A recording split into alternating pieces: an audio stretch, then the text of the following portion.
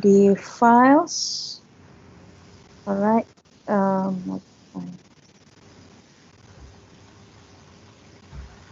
Okay, bawah class materials. Okay, yang saya tanya pada dia dah maklumkan di slide yang tajuk dia penilaian ni, 7 Jun. Awal bulan ni lah. Okay. Minggu lepas 7 Jun. Okay. Yang kertas kajian tindakan ni sekejap. Kertas kajian tindakan ni dah sudah settle dah kan, minggu lepas you order submit. Okay. Ya, betul. Terusnya laporan kajian tindakan yang ini. Okay. Dalam slide penerangan laporan kajian tindakan adalah ini sahaja. Cuma masa Dr. Saazai ceritakan pasal ni, ada tak dia ceritakan dengan lebih detail pasal ni? Sekejap. Ingat balik. Kalau tak nanti boleh tengok balik recording untuk kelas 7 Jun ni.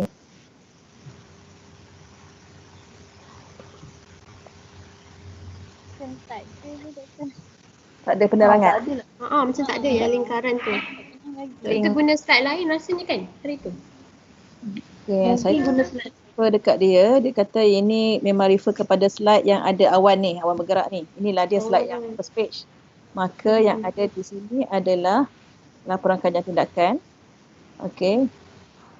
Semua dah ada dekat sini lah, refleksi dah ada, tapi refleksi ni belum lagi. So yang diceritakan kat di sini. Okey, nanti saya dah bercakap dengan dia kejap lagi. Alright, kita bercakap dengan dia. Saya rasa ada satu lagi dokumen yang mungkin dia dah share. Sebab ini memang ringkasannya lah yang dalam slide ni. Okey. Tapi kalau tengok dokumen dalam bentuk Word. Mungkin saya tak perasan. Okey. Sebab saya ingat saya lah Dr. Saazai pernah bagi tahu, tapi dia tak rakam apa yang dia bagi tahu. Seingat saya. Okey. Tak apa.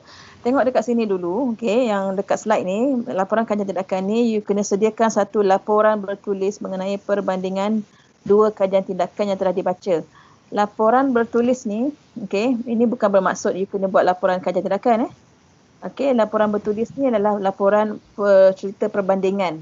Okey, perbandingan dua kajian tindakan. Dua kajian tindakan ni adalah dua artikel. Alright, dua artikel. So dekat sini yang dimaklumkan dia punya technical aspect. Lepas tu isi kandungan laporan ni. Pertamanya, you kena ringkaskan kedua-dua artikel tersebut. Okey, right. Lepas tu you kena perbincangkan A dan B. A adalah ciri-ciri kajian tindakan daripada reflektif, penlibatan dan lingkaran tu. Okey, kajian tindakan ada cycle dia kan.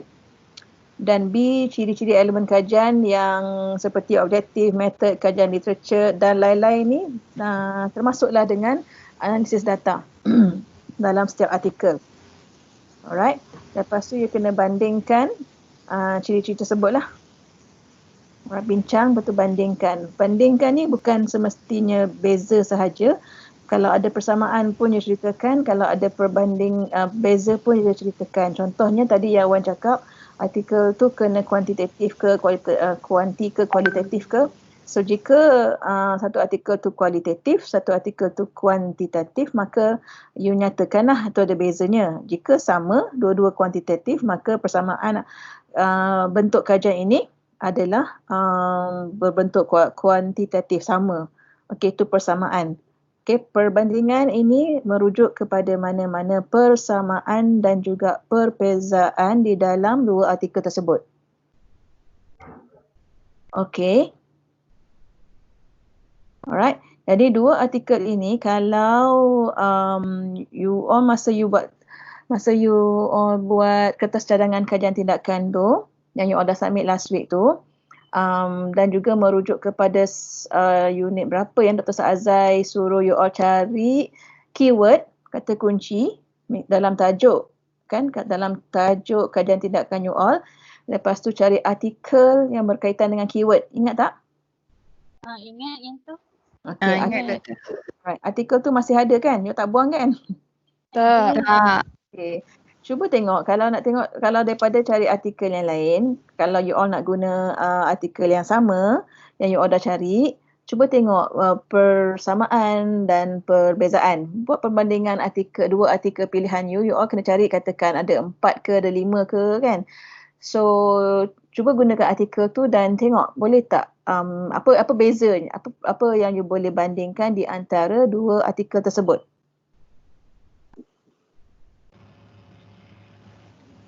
Doktor, maksudnya artikel literature review tu ke? Ya. Yang okey. Artikel literature review memang datangnya daripada kajian lepas.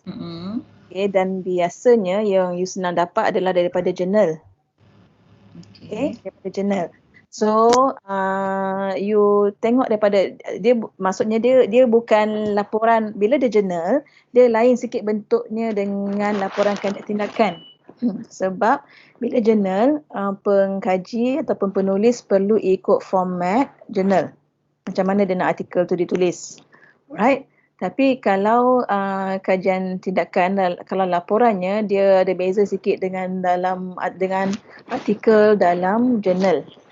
Okay, tapi laporan, kalau you nak cari laporan agak online, laporan kajian tindakan cari online agak susah, jurnal yang senang you dapat lah. Okey, maka kami nak you bandingkan dua artikel. Yang dia punya arahan pertama dekat sini, ringkaskan kedua-dua artikel tersebut. So kami just assume that you will get artikel daripada jurnal. Okey? Okey, doktor. Okay, doktor. Alright. Wan, okey ke Wan? Okey. Okey, nanti saya double check dengan Dr. Azai. Ada tak slide lain, sebab tak silap saya saya ada tengok yang detail lain, cuma saya tak pasti ada ke tidak dekat file, saya tak semak tadi. Okey, so saya akan ada soalan lain tak, sebab saya nak tunjukkan satu contoh artikel. Ada. Okey, soalan apa? Okey, saya nak tanya tentang teknik 4, iaitu mencari bukti sokongan triangulasi. Triangulasi tu maksudnya kan kita cari pelbagai sumber. Contoh kalau kita guna instrumen kajian kita adalah temu bual, kita nak cari bukti sokongan daripada pemerhatian ataupun soal selidik. Maksudnya bukti sokongan ni kita letak dia sebagai metod ke? Macam mana? Sokongan. Tak salah saya. Alright. Bukti sokongan tu macam contoh kalau kita instrumen asal kita adalah temu bual kan. Jadinya daripada huraian temu bual tu kita cari bukti sokongan lain, contoh macam pemerhatian, soal selidik. Pemerhatian dengan soal selidik ni kena inform dulu dekat contoh kat proposal ke atau macam mana? Kat metodologi, bahagian metodologi. Ya, betul, bawah metodologi. Okey, jap saya tunjukkan satu contoh kat sini. Okey. Sekarang you all nampak tak satu peta konsep? Nampak. Okey. Ini adalah satu contoh peta konsep untuk meringkaskan metodologi. Okey. Ini yang saya buat untuk saya punya, ini yang saya gunakan untuk PhD lah. So ini agak besar. Alright. Okey. Jadi kalau you tengok dekat atas kali ni adalah instrumen-instrumen yang digunakan. Questionnaire, reflective journal, interview, task recording, ada recording dengan classroom observation. Dan di bawahnya arrow-arrow ni, cabang-cabang ni adalah bagaimana instrumen-instrumen ini dianalisa. Okey, dia guna spreadsheet, guna Excel sheet, pakai coding. Kalau interview dia kena buat transkripsi, lepas tu dia kena pakai coding. Okey, task recording pun buat transkripsi dan sebagainya. Okey. Kemudian yang arrow-arrow ke bawah ini adalah apa yang saya nak cari dalam kajian saya berdasarkan persoalan kajian. Okey, jadi yang di bawah sekali ini, apa yang saya nak cari ini saya dah kategorikan mengikut tema-tema yang ataupun keyword dalam persoalan kajian saya. So bila questionnaire ni di bahagian analisis data, saya akan menceritakan mengenai profil pelajar, learner profile. Ikan? Dan latar belakang demografi dia. Alright. Masak apa? Panggang ni. Janganlah fry baru basuh malam kan. Daripada reflective journal, reflective journal ni saya ada item ni nombor-nombor dia lah. Alright. So saya akan dapat dua perkara. Saya akan dapat ranking ni, maksudnya saya akan susunan tugasan, dan fungsi penggunaan bahasa pertama. Dua ni. Dan untuk interview saya akan ceritakan mengenai task difficulty, level tugasan dan perceptions pelajar mengenai task difficulty. Dan task recording ni saya nak dapatkan berapa banyak bilangan bahasa pertama yang diorang gunakan. Bahasa pertama ni bahasa ibunda. Dan classroom observation ni saya nak cari proses-proses atau prosedur dalam kelas dan sebagainya. Dan di bawah ini kalau tengok ada di tengah-tengah tepi-tepi ni ada dotted line ni. Saya bahagikan yang kiri ni analisis dia kuantitatif. Di tengah-tengah ini analisis dia melibatkan analisis kuantitatif dan kualitatif. Dan yang classroom observation ni dia punya analisis adalah berbentuk kualitatif. Jadi hasil daripada mixed method yang saya gunakan ini dan kepelbagaian instrumen yang saya gunakan ini, saya boleh kemudiannya membuat triangulasi, antara mana-mana instrumen. Sebab ini saya tak tunjukkan persoalan kajian ya. Saya boleh buat triangulasi daripada interview campur dengan observation campur dengan questionnaire contohnya. Jika persoalan kajian itu saya boleh dapatkan jawapannya daripada questionnaire dan interview dan pemerhatian, ada 3, maka saya boleh buat triangulasi untuk mengukuhkan lagi saya punya data. Faham tak? Okey. Faham. Alright. Banyakkan kaedah. Tapi kalau dia kuantitatif sahaja pendekatan dia tak dapatlah buat triangulasi tu. Alright.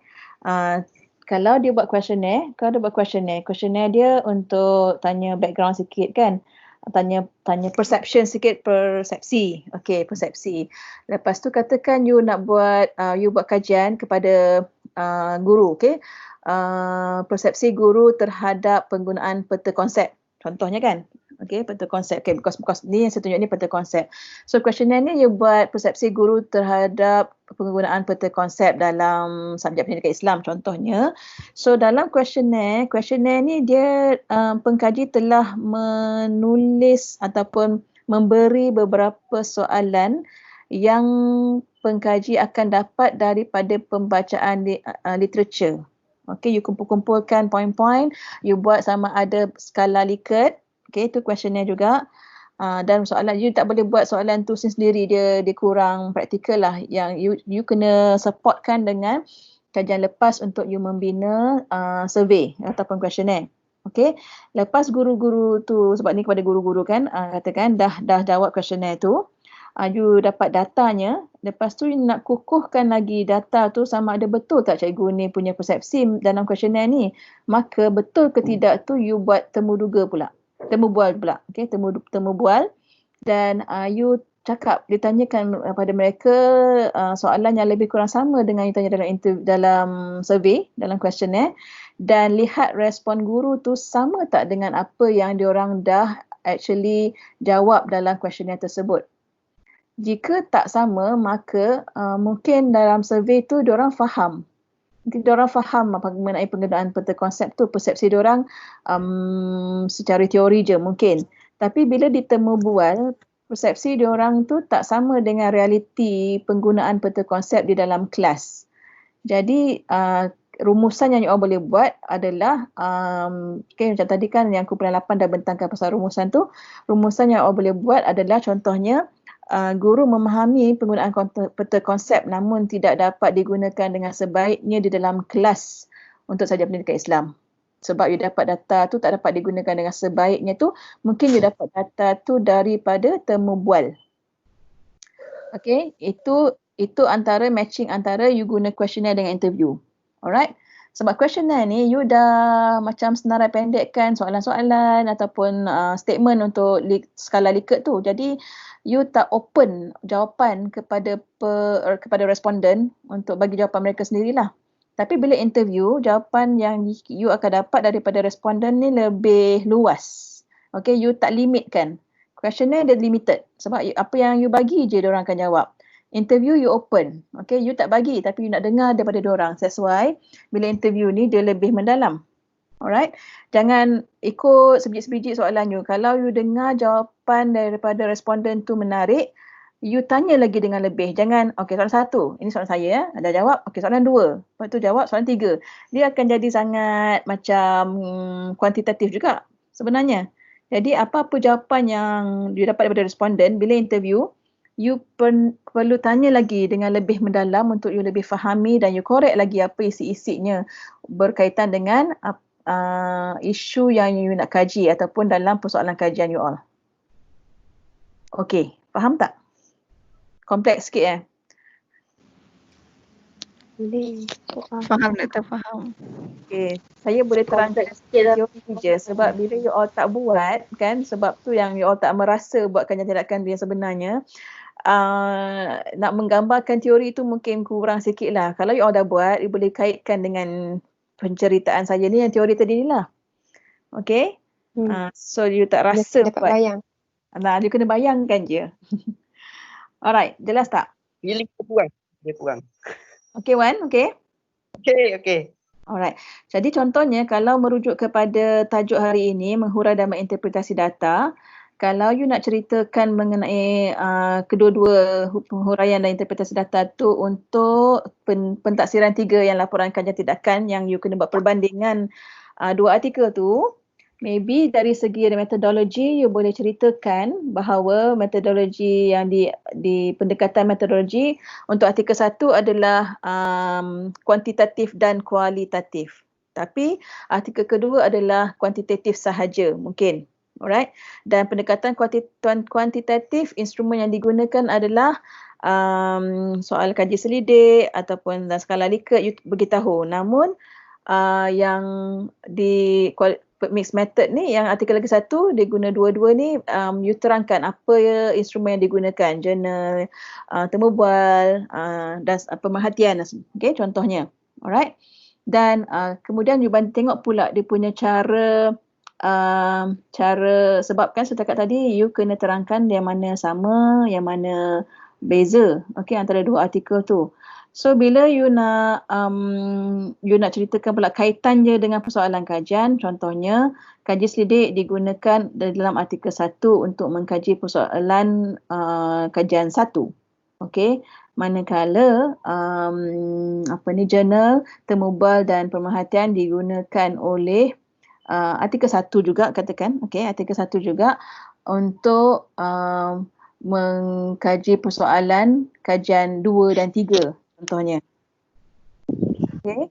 So you kena buat linking. Ini semua ni metodologi ya. Semua ini adalah metodologi.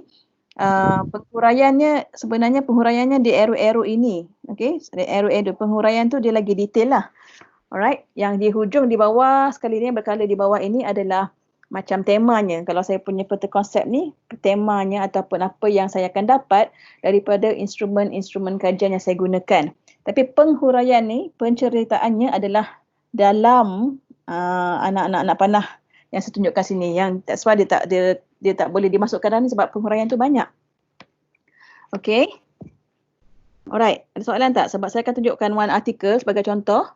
Ada soalan lagi pasal yang penerangan saya ni? Okey Alright. Okey. Nampak tak ni satu artikel dekat skrin? Nampak Doktor. Nampak Doktor. Okey.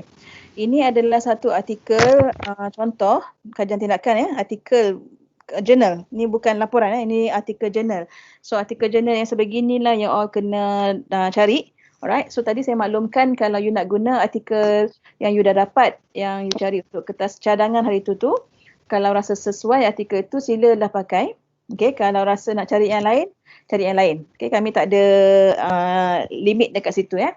So, contoh artikel yang di sini adalah penggunaan peta konsep. Okey, macam tadi pun saya cakap pasal peta konsep untuk meningkatkan pencapaian mata pelajaran sejarah bagi pelajar tingkatan 2. Alright, kalau laporan kajian tindakan you kena tambah dekat sini di SMK manalah. Alright. Tapi ini journal, title dia berubah sikit lah. Alright. So dekat abstract ini, okay, saya tunjukkan. Tadi tajuk dia faham Peta konsep, nak guna peta konsep untuk apa? Untuk tingkatkan pencapaian mata pelajaran sejarah. Okay. So dekat abstract ini, nanti saya kongsikan jurnal artikel ni dalam Teams. So dekat abstract ni apa yang saya dah highlight dekat sini contohnya sebab bila abstract ni saya tak nak pergi kat satu artikel ni panjang pula sangat nanti. Okay, maka saya pergi dekat abstract je. Kemudian saya pergi dekat penghuraian dan interpretasi data tu. So dekat abstract ni yang saya highlight ini alright adalah pertama ni adalah objektif dia. Melihat peta konsep bagi mata pelajaran sejarah. Okay. Lepas tu bagi meningkatkan pencapaian mata pelajaran sejarah. Lepas tu melihat sama ada terdapat peningkatan pencapaian pelajar. Okay. Lepas tu mengkaji tahap penerimaan pelajar. So pengayatan ini adalah sebenarnya muncul daripada objektif kajian. Okay. Objektif ataupun juga boleh daripada persoalan kajian. Sebab objektif dan persoalan kajian adalah berkait. Alright. Dan last one ni sejauh mana kesan penggunaan peta konsep ni untuk meningkatkan pencapaian pelajar dalam subjek sejarah. Okay, lepas tu saya harap lagi digunakan kualitatif dan kuantitatif di sini. Okay, dia punya metodologi mixed method lah. Kualitatif ada dan kuantitatif ada. Okay, so dia ada sebut kat sini ujian pra dan pasca. So ujian pra dan pasca kuanti ke kuali? Kuali. Kuali. Alright, borang soal Sidik? Kuali. Kuali. Questionnaire kuanti. Kalau Questionnaire kuanti ke kuali? Kuanti. Questionnaire kuanti. Kuanti. Okay. Kuantitatif. Questionnaire kuanti. Borang pemerhatian guru, ni pemerhatian. Kuali. Alright, persediaan pengajar. Kuali. Kan? Kuali rindu. Kuali, doktor. Elemen adalah kuali tadi. Temu bual? Temu bual kuali. Okey. Itu setakat itu adalah mengenai instrumen dia kan. Okey. Kemudian dia disebut ni saya highlight ni statistik inferensi dan statistik deskriptif. Ini merujuk kepada analisis data kuantitatif ke kualitatif? Kuanti. Statistik. Kiraan. Ya, sebab dia statistik. Okay. So, kuanti ni dia ceritakan, tersenaraikan dekat sini macam mana dia buat analisa kualitatif. So hasil dapatan kajian ini adalah dia punya dia senaraikan sini rumusan data dia lah. Okay. Hasil dapatan kajian menunjukkan tidak terdapat perbezaan yang signifikan min pencapaian. So ini hasil dapatan kuantitatif min sebab dia min pencapaian pelajar dalam ujian pra dan pasca. Okey. Wujudnya walau bagaimanapun, okey, dapatan kajian telah menunjukkan wujudnya perbezaan yang signifikan min pencapaian pelajar. Ini pun juga hasil analisa kuantitatif. Lepas tu kemudian tahap penerimaan pelajar terhadap peta konsep adalah tahap sederhana positif. Ini agaknya daripada analisa kuantitatif ke kualitatif? Kuali.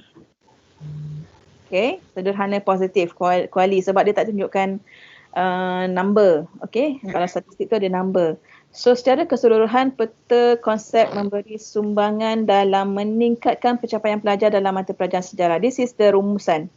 Okay, so semua yang dia tertulis dalam artikel ini diringkaskan dalam abstrak ini. Alright, so saya turun, soalan tak pasal abstrak ni? Nanti kita korek lagi isi-isi dia. Okay, saya turun Okay. Alright, okay, kalau abstrak ini dia dah ikut format dia, dia suruh mula dengan pengenalan. Okay, this is your background lah. Kalau you buat kertas cadangan tu kan ada pengenalan. Okay, lepas itu dekat pengenalan ini, di bahagian ini, alright, di bahagian ini yang berkala-kala ni, terdapat 3 soalan. So ini refer kepada persoalan kajian. Adakah terdapat perbezaan min pencapaian? So itu perbezaan min pencapaian. Kalau saya sebagai contohnya pembaca ataupun penyemak ataupun examiner, bila saya baca pengenalan ni dan saya nampak persoalan kajian begini, saya dah tahu dah soalan satu nanti bila saya baca dekat bahagian metodologi, you mesti ada terangkan pasal kuantitatif. Okey, saya belum sampai lagi bahagian metodologi tapi saya dah tahu dah soalan satu ini adalah kuantitatif nanti cara nak collect datanya. Sebab you sebut pasal min pencapaian. Okey. Lepas tu nombor 2, bagaimanakah tahap penerimaan pelajar terhadap penggunaan peta konsep? Bila soalan bermula dengan bagaimanakah, selalunya ataupun dia banyak berkait dengan kualitatif. Okey, bagaimana? So dia kualitatif. Dan nombor 3, sejauh manakah kesan? Sejauh manakah juga berbunyi kualitatif?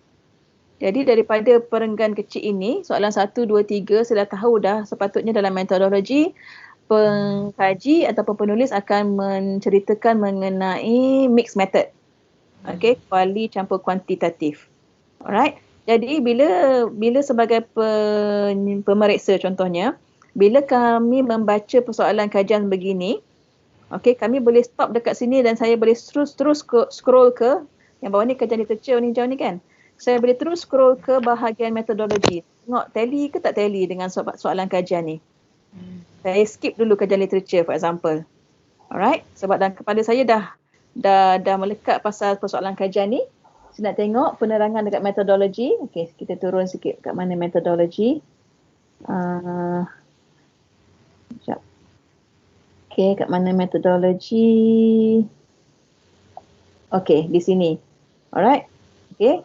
Saya pergi dekat sini. So, reka bentuk kajian tindakan meninjau penggunaan peta konsep. Okey, ni dia. Menggunakan kaedah kuantitatif dan kualitatif. Okey, saya nampak je ni, saya dah okey. Pengkaji ni betul cara dia. Soalan kajian dia dah bagi 2 bentuk, kuantitatif ada, kualitatif ada dan metodologi pun diterangkan begini. So, okey, betul cara dia. Dia tak salah lah. Okey, sebelum saya baca detail dia tau. Alright, so that's how pemeriksa baca you punya kajian lah, apa-apa kajian pun, bukan kajian tindakan sahaja. Okey. Alright, nah saya pergi balik dekat atas tadi ni. Okey. Bila dia kuantitatif, dia ada menggunakan hipotesis yang warna purple ni. HO ni adalah hipotesis. Okey. So, ini hanya muncul dalam yang kuantitatif jika pengkaji ingin membuktikan sesuatu. You dah buat andaian dan you kena buktikan. Okey. Kemudian datanglah kajian literature. Okey, kajian literature kat sini dia terangkan pasal teori berkaitan peta konsep. Okey. So dia bagi heading begitu. Dia terangkan pasal pelaksanaan pengajaran sejarah. Ini dia terangkan intervensinya di sini. Dia tak bagi intervensinya di metodologi. Dia bagi intervensinya di bawah kajian literature. Okey, kerana sebelum tu dia dah terangkan mengenai teori. So langkah-langkah yang digunakan ataupun diberi di sini adalah berkaitan dengan teori-teori yang telah dibentangkan dalam kajian literature. Okay. Alright. Lepas itu bawah metodologi dia dah bagi heading sampel kajian. Ini partisipan lah ataupun responden. Okay. Kemudian instrumen dia. Alright. Instrumennya tadi yang kita dah tengok dekat abstract tadi. Okay. Dia kuantitatif dan kualitatif. Instrumen kajian ini soal selidik. Okay, ni dia yang saya highlight ni. Soal selidik, ujian pencapaian sejarah, tu dokumen persediaan mengajar, protokol temu bual dan program pemerhatian. Okey. Tata cara pemerolehan data ini pun di bawah metodologi. Okey, dan tata cara menganalisa data pun dia beri di sini. Tapi sebab ini adalah jurnal, maka pendek ajalah dia terangkan mengenai tata cara penganalisisian data. Okey. And dia kata kat sini guna ujian T. Tadi kawannya disebutkan pasal kuantitatif itu. Right. So, dapatan kajian. Ini data. Okay, datanya. Kalau you tengok dekat sini, saya pakai warna purple dengan warna kuning ni. Okay. Warna purple ni menunjukkan cara dia menganalisa menggunakan ujian statistik inferensi. Okay, satu. Lepas tu pemerhatian. Lepas tu temu bual. Okay. Tapi yang ujian statistik inferensi, dia kata kat sini telah digunakan bagi menjawab persoalan pertama. Okay, macam saya ceritakan tadi tu. Okay. So the quantitative part untuk jawab soalan pertama. Memang tadi soalan pertama pun memang bunyinya bunyi kuantitatif. So betul cara dia ceritakan dapatan kajian. Memulakan cerita dapatan kajian ini. Lepas tu pemerhatian dan temu bual juga telah jalankan untuk mengukuhkan dapatan kajian ini. Tadi Zahidah tanya pasal pengukuhan dan triangulasi kan? Okay, so dekat sini dia nak mengukuhkan data itu, dia telah tambahkan lagi dengan pemerhatian dan temu bual. Okay, so tak salah untuk soalan kajian pertama tadi, walaupun bunyinya bunyi kuantitatif, memang sah dia kena guna questionnaire contohnya dan dianalisa menggunakan ujian statistik. Tapi jika dia nak menguatkan lagi datanya, dia juga boleh membuat pemerhatian dan temu bual untuk persoalan kajian yang sama. Faham? Faham. Baik. Faham. Okay. It doesn't mean satu soalan kajian, satu je instrumennya. Tak semestinya begitu ya. Satu soalan kajian boleh juga guna pelbagai instrumen. Alright? Okay. So ini dapatan kajian ya. Saya nak lebih fokus kepada penghuraian tu sekejap ya. So dekat sini yang warna merah ni soalan kedua. Okay, soalan kedua dia guna analisa peratusan. So bila you dapat table-table yang guna nombor-nombor ni, ini confirm ini adalah data kuantitatif. Bernombor-nombor ni kan statistiknya. Okay, so saya turun sikit lagi. Dan ini pun cerita analisa data tu. Data tu ya, datanya. Alright. Kalau you tengok sekali imbas dekat sini, semua ada nombor kan. Nombor kan, sini nombor lagi dan di table ni pun nombor lagi. Ada tak you nampak kaitan ataupun pengkaji dekat bahagian saya tunjuk ni, warna colour ni? Ada tak tulis katakan kajian lepas yang lain daripada for example Amin 2015, ada tak you nampak dekat sini? Sekali imbas tengok ni. Tak ada. Tak ada. Tak ada Ada. Dekat yang page yang saya tunjuk ni. Tak ada. Ada satu. Nampak Tak ada. Kalau ada Yang Jamil Ahmad ni doktor? Yang warna merah ni? Oh, Jamil okey. Ahmad. Interpretasi min yang diadaptasi. Ini maksudnya dia macam mana dia adaptasi daripada Jamil Ahmad ni. Ini bukan data Jamil Ahmad. Oh. Okey. Kaedah interpretasi itu digunakan ataupun diadaptasi daripada Jamil Ahmad. Okey. So dekat sini maksud saya, bila you bentangkan data, dia sepatutnya ataupun boleh juga, dia ada pelbagai cara sebenarnya. Tapi yang dalam artikel ini dia bentangkan data saja. Dia tak campurkan dengan penghuraian dengan interpretasi. Okey. Ada juga artikel di mana lepas dia bentangkan data, ada nombor-nombor ni, terus dia hurai dan dia buat interpretasi. Boleh juga begitu. Alright. So tapi pendekatan tu is up to the penulis lah ataupun penyelidik macam mana nak tulis. Okay, so saya tunjuk ni dulu ni data, lagi masa data. Okay, perbincangan ataupun in English kalau dalam artikel kajian adalah discussion. Discussion ni adalah di mana pengkaji menulis mengenai huraian dan interpretasi datanya. Okay, this is where tadi yang kumpulan 8 bentangkan tu, ia berkait dengan bahagian perbincangan di dalam laporan kajian tindakan ataupun artikel lah, artikel kajian, bukan kajian tindakan sahaja ya. So kalau kita dekat sini, dia dah terangkan data tadi kan, yang saya buat colour kuning lah, colour biru lah, purple lah kan. So dekat ini saya highlight warna kuning kat sini, page di bawah perbincangan ni, dapatan ini adalah sebelum tu dia cakap pasal ujian T semua ni lah. So dia cakap pasal data kuantitatif dia ya. Maka ayat yang diberi kat sini, dapatan ini adalah selaras dengan dapatan kajian Mat Jamuddin 2002, Kleban 1990, Wilberg 1996 yang menunjukkan wujud perbezaan yang signifikan pencapaian pelajar dalam ujian pra dan ujian pasca.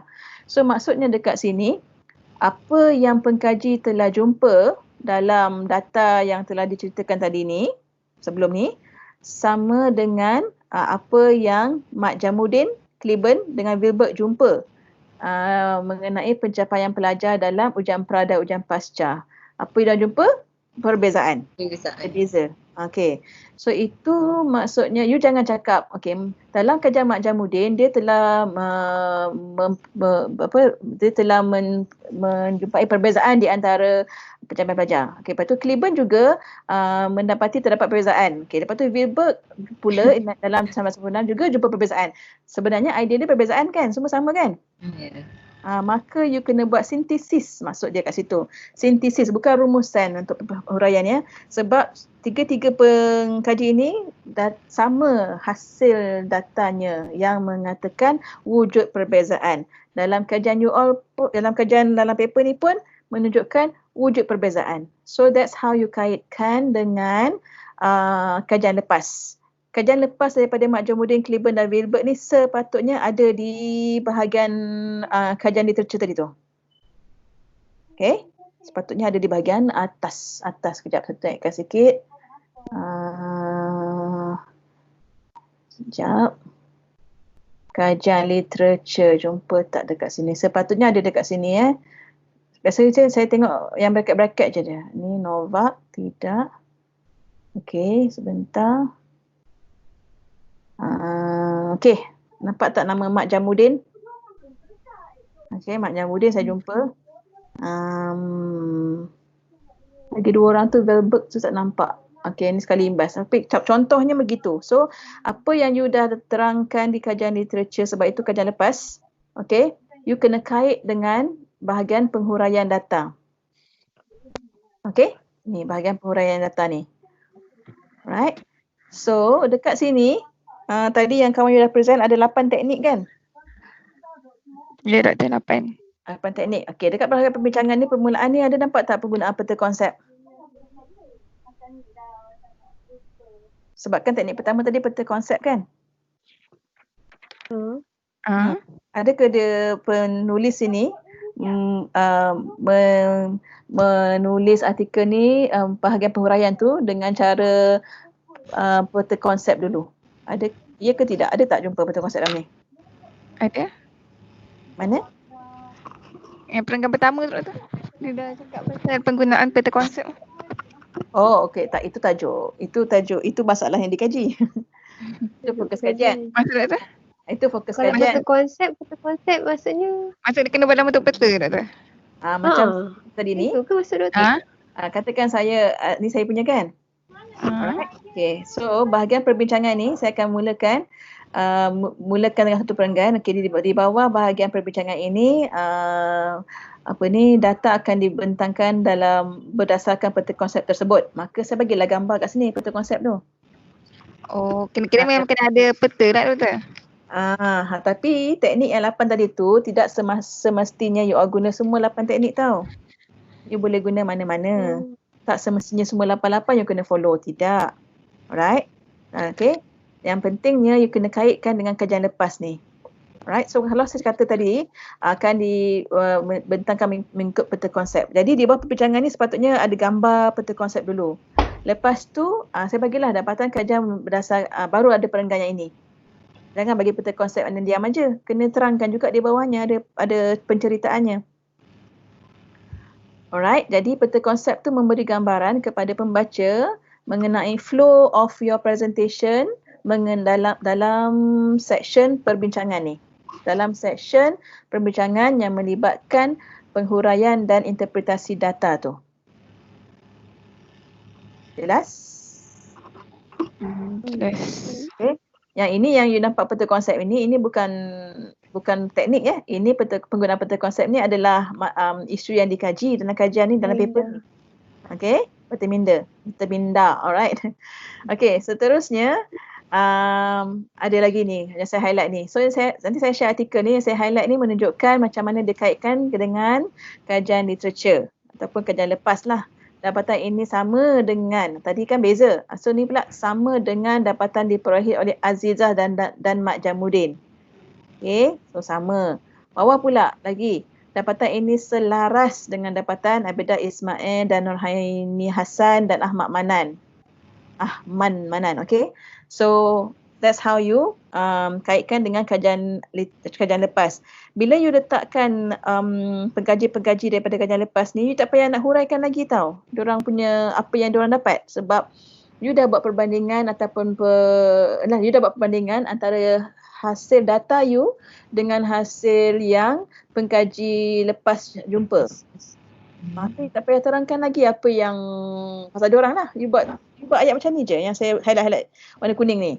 Nak menunjukkan yang you tahu data you berkait dengan kajian lepas. Okay, alright. Yang sebelumnya, contoh yang kat sini tunjuk semua ni kan. Okay, saya highlight ni. Yang sebelumnya adalah macam ringkasan kepada data yang you dah terangkan tadi, yang saya color warna biru, warna merah tadi tu. Itu data satu-satu very detail. Yang hasil daripada itu, untuk you kaitkan dengan kajian lepas, you bagi sort of ringkasan dulu.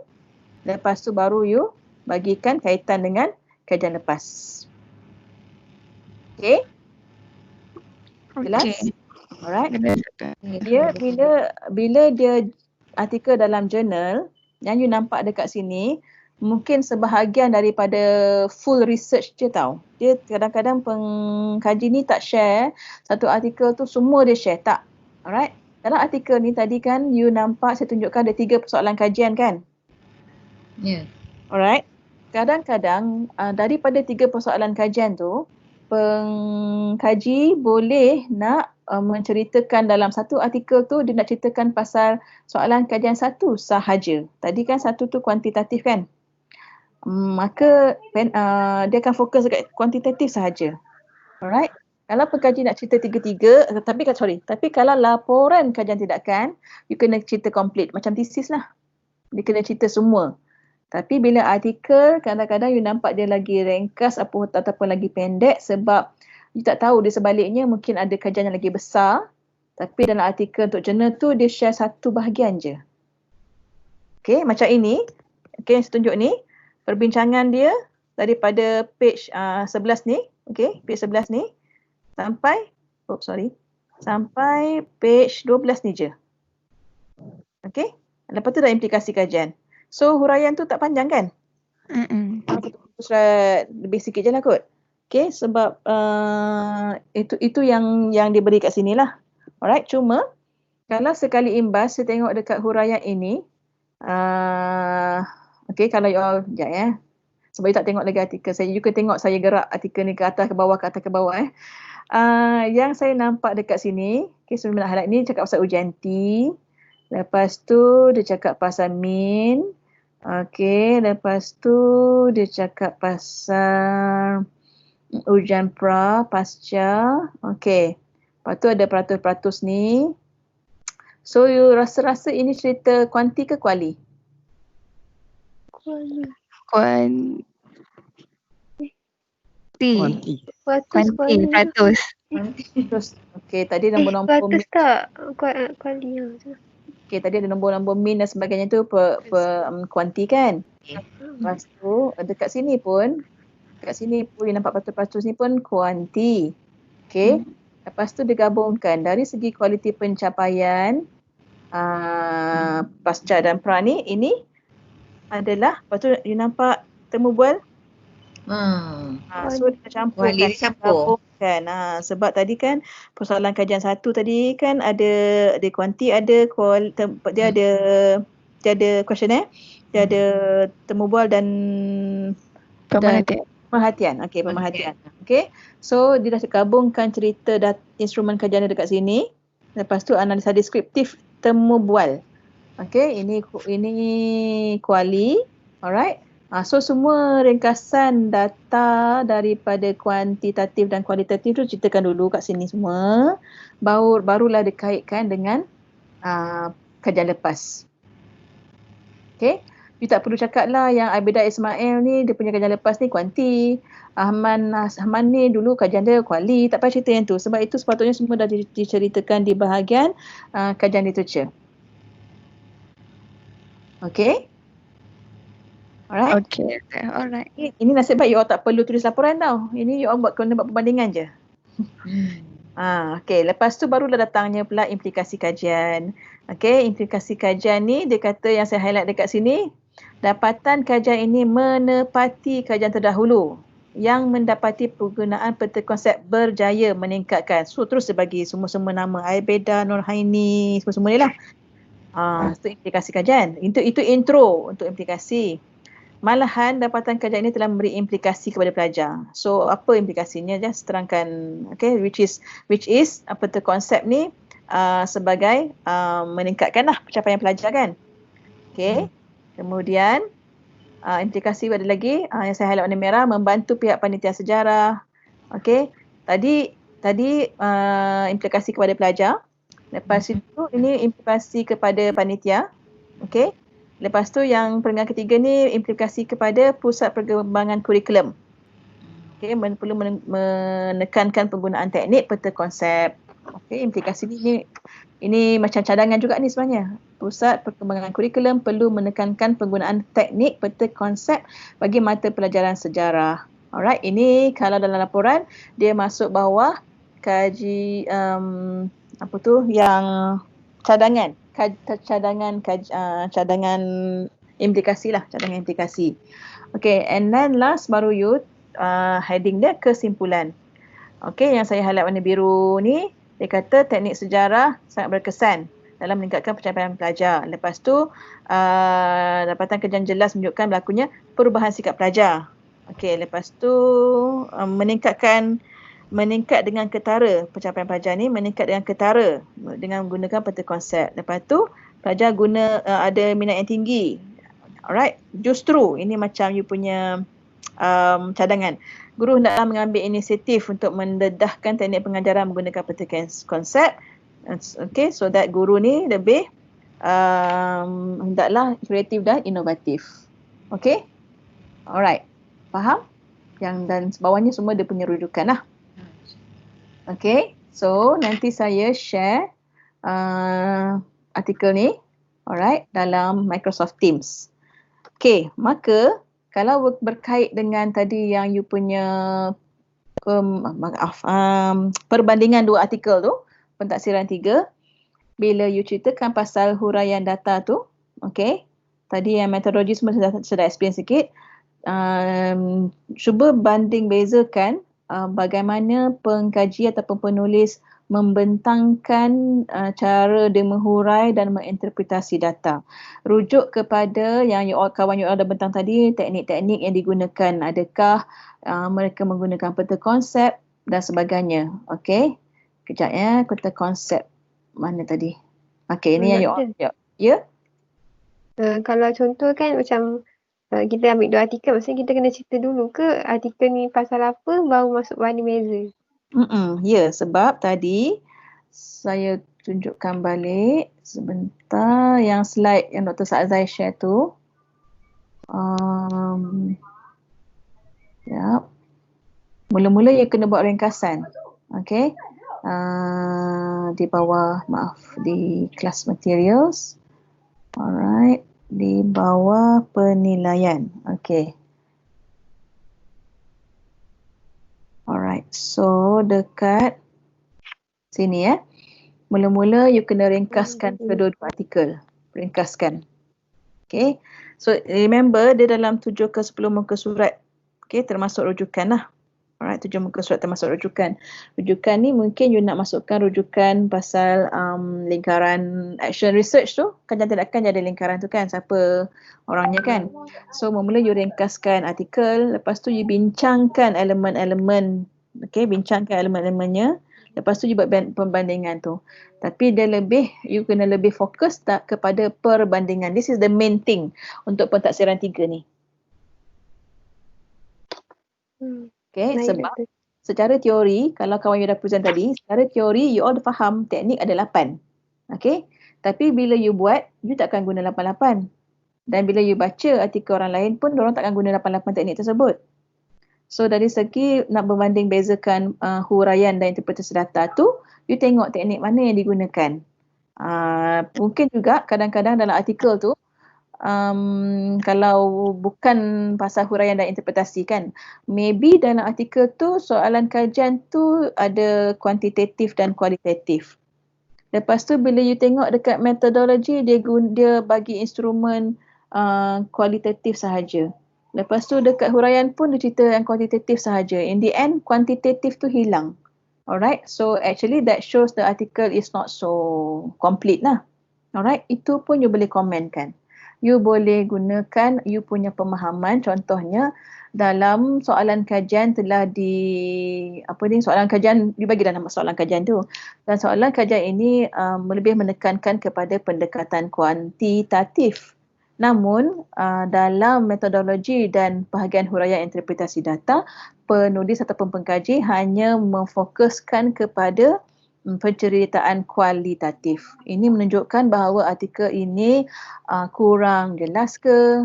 Itu komen, itu maksudnya perbandingan yang you kena ceritakan. Apa yang you faham daripada teori? Okay, you dah faham teori. Now you kena baca artikel tu dan you bandingkan artikel tu, you matchingkan dia dengan teori yang you dah belajar dalam bukan huraian saja, daripada objektif, banyak unit yang kawan-kawan you dah present kan, daripada objektifnya, daripada metod, daripada objektif yang ni lah, objektif, metod dan lain-lain. Okey, faham? Doktor, yang 2B tu kan doktor? Yang apa? 2B tu. 2B, okey. Untuk objektif, metod, kajian literatur tu. Kita kena ulas satu-satu kan doktor. Objektif, artikel ni cakap pasal apa. Objektif, artikel kedua cakap pasal apa macam tu. Ya, okey. Tapi itu sebenarnya dah masuk dalam ringkasan, okey. Cuma you boleh buat macam bila objektif. Ingat tak masa you nak buat kertas cadangan tu, Dr. Sazai ada bagi satu table menunjukkan persetaraan di antara objektif dan research question dan method dan analisis data. Okay. So you boleh buat perbandingan ataupun you boleh buat ringkasan dalam artikel tu, dalam artikel yang you baca. Alright. You fahamkan persetaraan ataupun dia punya link di antara objektif dan soalan kajian dan method dan analisis data tu. Dia macam paraphrase lah doktor. Macam tak payahlah tulis sebiji-sebiji. Tak. Okey, kalau boleh bagi, saya mengandaikan kalau you boleh bagi dia punya ringkasan kepada artikel tu bila nak cakap pasal perbincangan ni kan. Antara you boleh bagi ringkasan dalam bentuk table contohnya di antara objektif, soalan kajian, metod dan analisis data tu. Ini dah menampakkan dah, you boleh nampak dan nanti terus cerita perbandingan tu. Okey. Unit mana tu? Unit 2 ke 3 tak silap saya. Okey. Okey, sekejap saya tunjukkan sebentar. Okey, kalau saya untuk you all mudah nak tengok, saya suka refer terus kepada yang dalam Padlet. Dalam Padlet ni Okey. Ini you all buka tak Padlet ni? Buka. Banyak tempat you nak cari nota sebenarnya. Dalam Teams ada, cuma Goals pun ada, okey. So, dia akan tajuk 1, tajuk 2, tajuk 3, proses kajian tindakan ni. Okey. Is it this one? Yang saya nak refer kepada slide Dr. Saazai tu. Sekejap ya.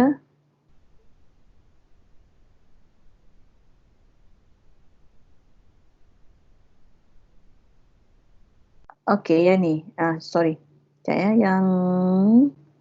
Yang 9, 10. Okey. Yang ini contohnya. Alright. Ini table yang you boleh ringkaskan daripada artikel yang you baca ataupun you dapat. Bila dah baca artikel tu, you boleh, kalau macam bila you bentangkan dalam bentuk table ni, you dah macam menunjukkan, you dah keluarkan masalah dalam artikel tu apa sebenarnya kat sini, objektifnya apa, soalan dia apa, intervensinya apa, sebab dia kajian tindakan kan. Kalau bagi intervensi ni katakanlah artikel tu tidak jelas, maka tulislah intervensi tidak diterangkan dengan jelas, you bagilah komen dekat sini. Ataupun you dash saja. Sebab dia tak ada bagi intervensi dalam tu. Alright. Tapi intervensi ni remember ya, dalam artikel sometimes orang boleh letak dalam numbering, dalam point form. Sometimes orang boleh letak dalam paragraph. So you baca betul-betul dan fahamkan. Jika itulah intervensi, especially dalam paragraph, sila ringkaskan di sini. Dan metodnya. Okay. Ini katakan you nak buat table ni untuk artikel 1. Okay. Lepas tu artikel 2. You bagi table yang macam ni juga. Jadi secara ringkasnya, bila you berjaya buat dalam bentuk table macam ni, you dah boleh buat perbandingan dah antara artikel 1 dan artikel 2. Alright. Sama ada contohnya method ni, sini rekod bacaan dan sebagainya kan. Dalam method ni juga boleh you terangkan ataupun tambahkan kat sini. Method tu kuanti ke, kualitatif ke, nak tambahkan dengan analisis pun boleh juga. Nak katakan pakai statistik ke, apa ke, whatever yang dah telah diletakkan dalam artikel tu, you boleh letakkan di bawah method ni. Nanti you boleh compare dengan artikel kedua. Okay? Jelas tak? Jelas. Kiranya untuk soalan 2B tu, kalau buat macam ni, bentuk table boleh tak, Doktor? Boleh. Cuma jangan bagi macam ni dan duduk diam je. Kena terangkan. Lepas ni maksudnya kena ada perenggan lah yang you menceritakan pasal ni. Kalau you bagi ni je tak cukup lah. Dia 7 ke 10 muka surat kan. So boleh macam ni cara ringkasannya. Alright. Tapi yang mula-mula tu, okay, saya balik kepada sini balik. Yang mula-mula tu dia kata ringkasan tu buatlah dalam bentuk perenggan. Janganlah bagi dalam table tu dulu. Sekejap saya balik ke slide penilaian tadi. Okay. Sekejap. Okay. Yang ringkasan ni. Janganlah bagi table tadi tu je. Alright. Perbincangan ni mungkin you boleh bagi table tu. Okay, sorry. Perbincangan ni mungkin you boleh bagi dalam bentuk table tadi tu. Lepas tu perbandingan tu you ceritakan dalam table tadi, make sure ada penerangan selepasnya. Okay. Lepas tu you bandingkan ciri-ciri elemen ini. Okay, bandingkan ciri-ciri dalam ataupun elemen dalam kajian tindakan ini. Kami mohon you all refer kepada nota-nota yang kawan you all dah share. Okay, dalam Padlet ni ada, dalam Microsoft Teams pun ada. Okay, dia merujuk kepada objektif tadi tu, dia punya method, kajian literature, so nota-nota semua ada di sini. Teorinya di sini, okay, nota ni. Dan kaitkan dengan dalam artikel tu. Adakah ia telah menceritakan mengikut teori ni, adakah tidak, apa pendekatan yang digunakan dan sebagainya.